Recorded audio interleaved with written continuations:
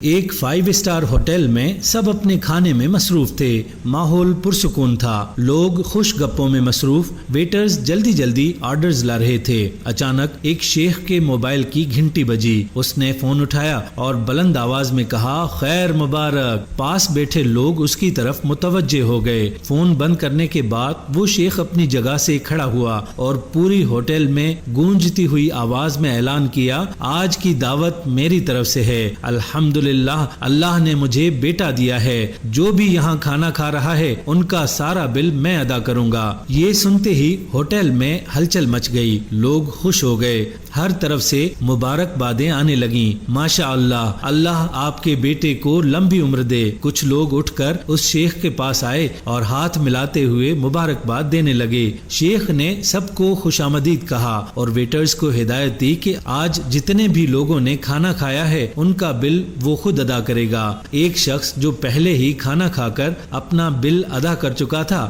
آگے بڑھا اور شیخ کے پاس آ کر بولا، بھائی صاحب میں تو اپنا بل پہلے ہی ادا کر چکا ہوں، مجھے کسی نے بتایا نہیں تھا کہ آپ آج سب کا بل ادا کر رہے ہیں۔ شیخ صاحب مسکراتے ہوئے بولے، کوئی بات نہیں جناب، آپ ہوٹل کے مینیجر سے اپنا بل واپس لے سکتے ہیں۔ پاس ہی ایک بوڑھا میاں اور اس کی بیوی بیٹھے یہ سب منظر دیکھ رہے تھے۔ دونوں کے دل میں خوشی کی ایک لہر دوڑ گئی۔ بیوی نے شوہر کی طرف جھکتے ہوئے کہا، یہ تو بہت اچھا ہوا، آج ہم کچھ اچھا کھا سکتے ہیں، بسم اللہ کرتے ہیں اور بریانی کا آرڈر دے دیتے ہیں۔ شوہر نے سر ہلایا اور دونوں نے خوشی خوشی آرڈر دیا، کیونکہ پہلے ان کے پاس اتنے پیسے نہیں تھے کہ وہ کچھ مہنگا کھا سکیں۔ شیخ نے سچ میں سب کا بل ادا کر دیا اور مبارکبادیں سمیٹ کر ہوٹل سے چلا گیا۔ 6 ماہ بعد وہی شیخ اپنے 6 سالہ بیٹے کے ساتھ بازار میں جا رہا تھا کہ اچانک اسے ایک پرانا شناسہ نظر آیا۔ اس شخص نے شیخ کو دیکھتے ہی طنزیہ لہجے میں کہا، ماشاء اللہ، آپ کا بیٹا تو 6 مہینے میں ہی جوان ہو گیا۔ یہ وہی بیٹا ہے جس کی خوشی میں آپ نے سب کا بل ادا کیا تھا۔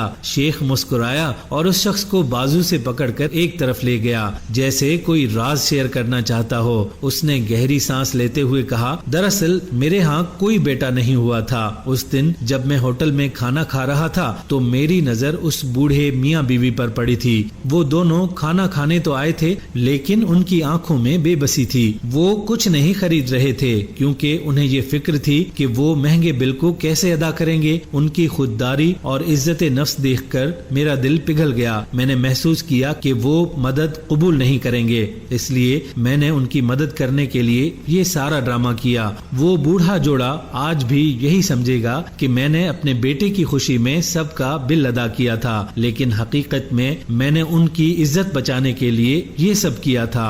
ان صاحب نے ہلکی مسکراہٹ سے کہا، اسی لیے میں نے خود اپنے موبائل کی گھنٹی بجائی اور بیٹے کی پیدائش کا ڈرامہ کیا تاکہ میں اپنی فرضی خوشی کے بہانے ان کی خاموش خدمت کر سکوں۔ میں نے حیران ہو کر پوچھا، لیکن بھائی آپ صرف انہی بزرگوں کا بل ادا کر دیتے، خواہ مخواہ سب لوگوں کا کھانا اور بل کیوں ادا کیا؟ انہوں نے گہری سانس لی اور نرمی سے جواب دیا، میں ان بزرگوں کی عزت نفس کو ٹھیس نہیں پہنچانا چاہتا تھا۔ اگر میں صرف ان کا بل ادا کرتا تو شاید وہ خود کو شرمندہ محسوس کرتے، اس لیے میں نے یہ سب کیا تاکہ ان کی مدد بھی ہو جائے اور ان کی عزت نفس بھی محفوظ رہے۔